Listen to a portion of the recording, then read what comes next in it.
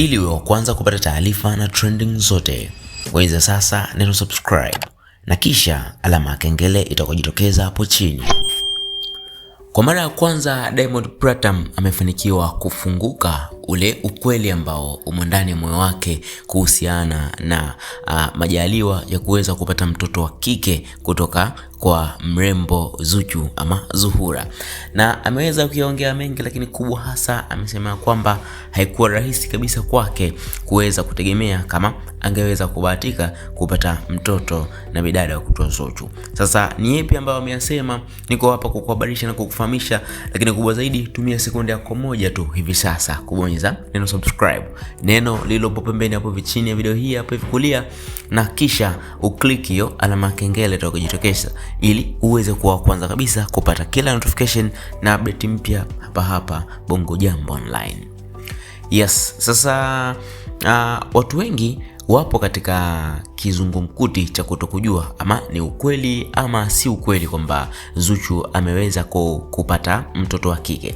Lakini mimi ninakuhakikishia kwamba kutokana na vyanzo vyetu ambavyo ni vya uhakika na vya kuaminika kabisa ni kwamba Zuchu amefanikiwa kupata mtoto wa kike, na mtoto huyu kwa mara ya kwanza kabisa atakwenda kurithi jina la Sandra ambaye ni bibi yake au ni mama yake na Diamond Platnumz.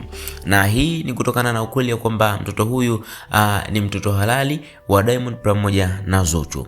Lakini kubwa hasa ambacho ameweza kukiongea Diamond Platnumz katika interview aliyoifanya pale Wasafi ni kwamba ameulizwa kwamba je, alikuwa na wishes gani kati ya yeye na Zuchu katika mahusiano yao yote. Maybe walikuwa na wishes za kupata mtoto na kadhalika na kufunga ndoa, lakini Diamond ameweza kusema kwamba haikuwa rahisi kabisa kama watu wanavyodhani, kwa sababu penzi lake yeye na Zuchu liligubikwa na husuda nyingi kutoka kwa watu tofauti, na watu wengine ambao walikuwa hawamtakii mema walikuwa wakienda kwa Zuchu na kumpandikiza maneno ya sumu na kumwambia kwamba hapo alipo anatumika tu, lakini Diamond hampendi wala hayupo kwa ajili ya kujenga naye future.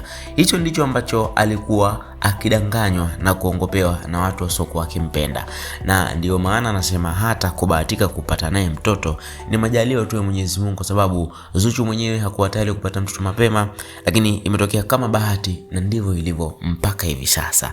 Sasa nadhani watu wengi wanatamani tu kujua kwamba huyu mtoto ataonekana lini, itakuwaje. Niko hapa kukufahamisha kubwa hasa, ili usiendelee kupitwa na habari moto.